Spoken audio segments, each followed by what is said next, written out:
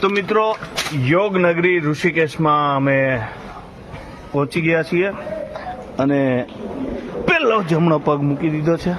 આવો કુણાલભાઈ,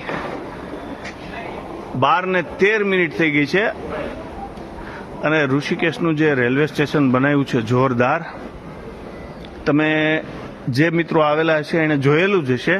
હું આ ચોથી વાર આવું છું છેલ્લા 1.5-2 વર્ષની અંદર.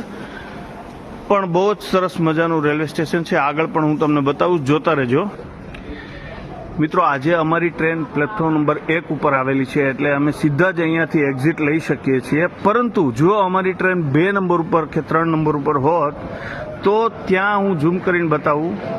આજે યલો કલરનું પબ્લિક આવે છે ને ચાલતા ચાલતા, ત્યાં અંડરગ્રાઉન્ડ વોકવે બનાવેલો છે જે ઉપર ચડવાનું નથી. તેમજ કોઈ ચાલી શકે એમ ન હોય એવા વડીલો માટે એસ્કેલેટરની પણ ત્યાં સુવિધા છે અને અંદર જ ચાલવાનું છે.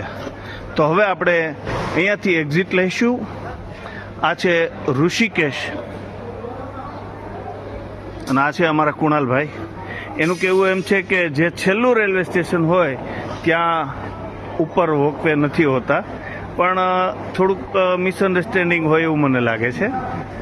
તો હવે આપણે ઋષિકેશની યાત્રા આગળ વધારશું. મિત્રો જોતા રહેજો, લાઈક કરજો, ફોલો કરજો અને કોમેન્ટ કરવાનું ચૂકતો નહીં.